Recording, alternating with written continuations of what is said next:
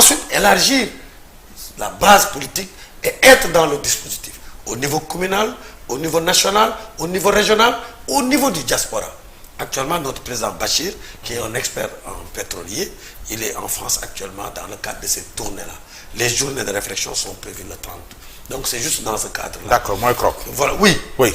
Et puis, Recourir. Et puis montrer les Sénégalais de nouvelles têtes aussi. C'est important. Des têtes engagées. Oui. Donc, on est à quelques heures. Le candidat Amadou Ba, oui. Conformément à li ko yoon may. xam nga ba ñu arrêté liste des personnes ñi nga xam ne jàll nañu parrainage conseil constitutionnel validé na sur la forme seeni dossier mooy les pièces constitutives donc ñoom ñëpp jàll nañ ñu ngi leen di féliciter au passage. di tamit massawu pas massawu di encourager ñi nga xam ne téye nañ leen ku mel ni Bougane. moi j'ai prié pour que Bougane passe je pense que même su nekkuloon week-end bu gàtt bi. J'avais proposé moi d'aller lui chercher des parrains de lui donner très sincèrement pour mu jàll parce que dama gis benn engagement bu mu am bëggoon naa quand même mais malheureusement yàlla dogalu ko il faut qu'il le comprenne ainsi ñu jàpp ne réew dafa am ay lois prédéfinies def nañ ko parrainage bi woo nañ leen ci législative bi pour ñu waxtaan ils avaient tous refusé dialogue bi ñu mujjee def mënoon na nekk prétexte ñu améliorer parrainage bi parce que le parrainage reste à am na lu bëri lu ñu ci war a améliorer malheureusement ça n'a pas été fait lii moo fi ne ña jàll dañ leen di sargal di leen féliciter ña nga xam ne jàll ñu leen di encourager donc bu ñu passé étape boobu chaque candidat am na droit kii di Siré bu dee candidat la ma doon candidat mu gis ma gàq am na droit mu ne conseil constitutionnel Djibril Bey mii de la yoon teg yépp pour mu doon candidat remplir ko loolu yoon moo ko maye à ce titre Amadou Ba effectivement a fait ay recours sur 2 candidats dont Diomaye Faye ak le monsieur Dièye je connais pas Cheikh Tidiane Dièye donc c'est son droit le plus absolu maintenant le conseil constitutionnel va dire le droit la mu ciy wax mooy soit li Amadou wax c'est recevable ou c'est pas recevable en tout cas man soo fàttali ko daan naa la wax ne Pape Ousmane bu dee parti bu ñu disu ña ca bokk ñëw bokkaat ci élection bu dee mën suñu loi maye na ko suñu loi dafa lompañ wax naa ko fi ba ma ci gënee gëstu gis naa ne code des obligations civiles et commerciales bi nga xam ne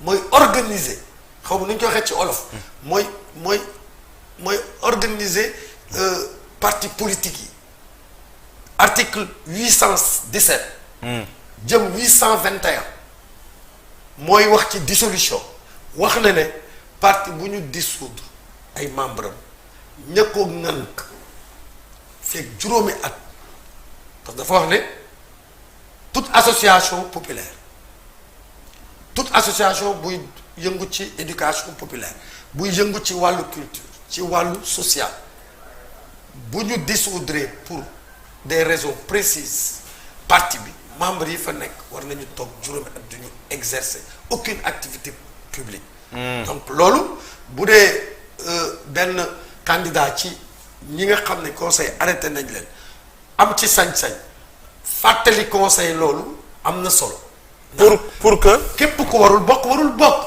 mooy yow li ngay xaar kon en conséquence ci recours yi mooy ni suba bu liste bi fësee dama jàpp ne dañ leen war a dàq man laa wax waaye xam nga nag loi dafa doy waar man dama la wax ci article 817 jëm 821 maintenant code des obligations juge yi ñoom ñooy apprécier loolu moom Pape gëstu naa ko léegi ndax man dama ci daan wax bu baax émission yi ñu daan def yépp mais dama daan wax bu dee amul loi bi lompañ na war nañ ko réformer après les élections heureusement que am na la ma bëgg a wax foofu rek mooy politique yi il faut que ñu xam ne pour bokk ñëpp dañu war a bokk mënul nekk. am na ñu téye ci parrainage. am na ñoo xam ne xëy na mës nañ leen condamné yoon may leen ñu bokk du ñu bokk Karim Wade moom aussi am na ñeneen ñu def ci moom recours. c'est normal c'est le jeu démocratique noonu la démocratie tëddee léegi nag moom ma nga xam ne waxoon na day nekk candidat il y a 5 ans. moo waroon jël toutes les dispositions ba tey duñ ko mën a duut baaraam ci loolu. kan moom Ousmane. par exemple Karim Wade. dama jàpp ne ka nga xam ne dañ ko téye woon élection yee passé ci lan ci nekkuloon électeur xanaa kon affaire nationalité am c'était réglé kon bu ñu ñëwee ba tey ñuy wax loolu daf lay poser même daf ñu war a tiital ñun. nit ña nga war a dénk sa réew bu ñu naree am càggante yu mel ni man kaawu Diomaye non c'est un cas bu dal ci kawam du ma jàpp ne càggante la dañu dissoudre parti am. Cheikh Tidiane Dièye nag même chose mu ngi woon Pastef moom moo duggoon Pastef. ñëpp xam Pastef waaye Cheikh Tidiane Dièye dugg na Pastef ñëpp di ko gis mu ne il est membre du Pastef. S'il n'est pas membre du PASTEF, il n'est pas concerné. Mais s'il est membre du PASTEF et c'est avéré, il est concerné. Oui. Cheikh pour Karim Wade pour daaneel jàpp naa ne. càggante am na fa quand même. D'accord alors voilà. Siré Cheikh Tidiane Dièye bi muy wax nii muy koo xam am na ci ay organisations yi ngeen daan daje démb du ñàkk déglu nga ko également réponse yi nga xam ne indi na ko parce que li ko jiitu ñu ngi doon jàngat motivation yi nga xamante ne Amadou Ba moom la dugaloon ci recours bi. ba sax bi nga doon wax yaa ngi naan ci ñetteel bi attention nañu bàyyee xel loolu ci Diomaye mun na am ay conséquences yu mu ko jural li mu wax sànq convoqué 817 code des obligations commerciales bëgg ko indiwaat ci dissolution bi ak conséquences yi yàggoon nañ ci wax yow loo gis que ni loolu mun na doon ay impact que ce soit ci Cheikh Tidiane Dièye que ci Diomaye ci suba ci liste bi conseil constitutionnel war a fësal. waaw d'abord première jàngat bi. lii ne ñuy naan les larges pouvoirs d'interprétation du conseil constitutionnel cas bi daf koy joxe. xam nga bu la neexee nga ni woon conseil constitutionnel day tënku rek ci code électoral. au nom de ces pouvoirs de large interprétation. bu ko neexee mu génn code électoral dem ba COCC. ce que Jacob appelait le code des obligations civiles et commerciales. bu ko neexee sax mu dem recourir code pénal bu ko neexee sax mu dem recourir code de procédure pénale et cetera c'est-à-dire que moom fu ko neex lay dem tibbee ji conseil constitutionnel et donc foofu de boobu mooy première jàngat bi deuxième bi mooy ce qu'on appelle en droit la combinaison c'est-à-dire que benn situation du nekk rek benn article moo koy régler c'est là où on attend le conseil constitutionnel parce que su boobaa mën na invoquer comme li gars yi wax ni article boobu ñu wax ni dem tibbee ko COCC après mu def croisement fertile ak le code électoral bi di wax parce que xam nga code électoral bi mi ngi doon wax ni su fekkee da nga bokk ci parti bu ñu dissoudre ak yooyu mënuloo nekk candidat indépendant def na am na fa ñu ko day waxee donc dañuy investir coalition et cetera maintenant il appartient au juge dans sa mission de dire le droit de faire la combinaison de cet article du code pénal et de ñëw pour mën ci génne dara est-ce que comprendre maintenant ci combinaison boobu ban la ci def en préséance loolu le conseil constitutionnel mën nañu lu yomb ci moom lay doon non conseil constitutionnel moom du mën a yomb parce que conseil constitutionnel comme ni ma koy waxee c'est la nature de sa matière qui est complexe moo tax moom mën complexe parce que moom rek nañu may à la fois muy def du juridisme du droit et de la politique ñeneen ñëpp dañu leen tënk ci droit. côté yëpp feneen foo dem ñu dañuy àtte ci droit mais kii ne dafa am dimension politique parce que matière bi muy habilité c'est éminemment politique. mooy élection présidentielle yëfam la. kon donc moom interprétation toujours du yem rek fenn d'ailleurs loolu moo tax ñu may ko muy dem di tibbee ji fu ko neex. ndax il faut avoir une approche holistique pour appréhender le réel de la vérité et cetera. kon donc du yomb pour autant ñii mën nañu invoquer lii ñii invoquer lee il appartiendra maintenant au conseil constitutionnel. oui bu dee peut-être ci kaw Diomaye am na loo doon attirer attention mais ci Cheikh Tidiane Dièye li ñuy wax. waaw Cheikh photo yi mu fësal oui. waaw parce que Amadou Ba ak avocat am la ñu yóbbu mooy nii gis nañu ko fi mu ànd ak Ousmane Sonko. gis nañu discours bu mu tenir également di wax ñaari entité yoo xamante ne kenn mënu leen séparer. ak benn parti boo xamante ni avenir Sénégal la te moom avenir Sénégal bi ñu bëgg la sax waaw yooyu yëpp. mu jàpp ni waaw ay. motivation la yu tegul ci dara. faxas ko jàll. waaw. ndax Amadou Ba ak mu àndal mën nañoo léger à ce point. non du ma ko non du ma ko yoo xamante ne daanaka. su sukkandikoo ci Cheikh Tidiane Dièye daanaka mu dara. waaw non oui mais xam nga par exemple si on remonte l'histoire xam nga par exemple mën na am li ñuy tuddee la symbolique et le réel des fois c'est pas un décalage entre le réel et la symbolique le réel bu ñu koy wax mooy pour nga bokk ci benn parti li koy firndeel mooy nga adhérer fa am fa carte de membre ça veut dire le réel maintenant proximité ci benn parti aussi mën na indi dimension symbolique est-ce que comprendre parce que su ngeen xoolee effectivement jot na avenir Sénégal bi ñu bëgg 2019 ci coalition Sonko nañu nekkoon. est-ce que comprendre donc il y a une lien de au moins lien de proximité foofu dafay am est-ce que comprendre mais est-ce que lien voilà maintenant très bien maintenant il appartient au juge de déterminer quels sont les traits constitutifs d'appartenance d'un parti politique quoi. Est-ce qu'on parle d'appartenance ou de proximité? Ça c'est le conseil que j'ai à dire. Est-ce que l'appartenance est considérée ou bien la proximité vaut appartenance? loolu nag c'est nga baal ma c'est juste pour te embrayer sur li nga wax.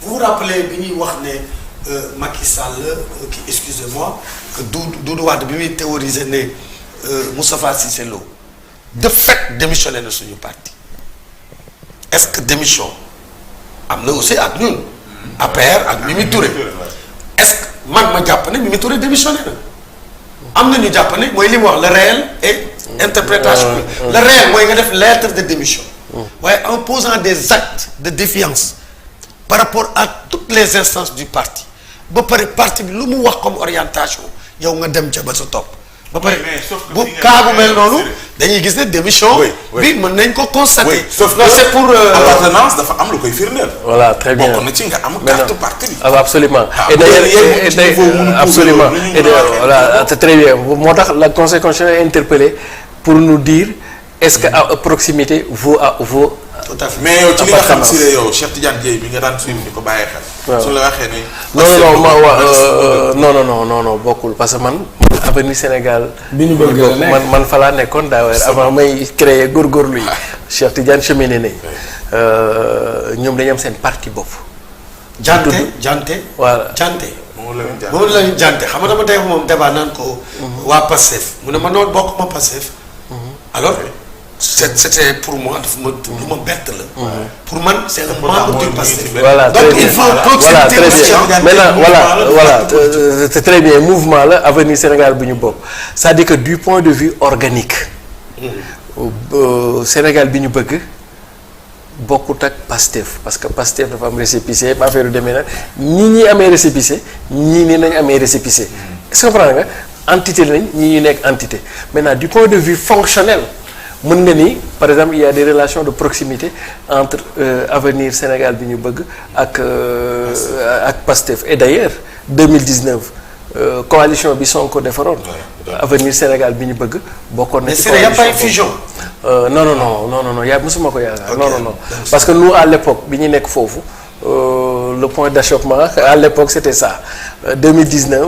xam nga ñu élection 2017 yi dañu demoon législative malheureusement amuñu député 2019 ñu war a dem léegi y avait deux camps ñu ne dañuy am candidat ñu ni non dañuy dem soutenir candidat donc ligne de fissure bi noonu la woon léegi nag ñoom Cheikh ak ñoom Fatou Blondin ñoom ñoo théoriser woon l'idée dañuy war a dem soutenir Sonko ñeneen ñi théoriser non dañu war a am candidat suñu biir quoi après boo am benn genre de fissure mais finalement oui selon yow yi ñu ci xam nii est-ce que jàpp nga ni day doy sëkk ci recours bi Amadou Ba dugal surtout ci côté Cheikh Tidiane Dièye. waaw que ñu xëy suba conseil constitutionnel génne ko ci liste bi.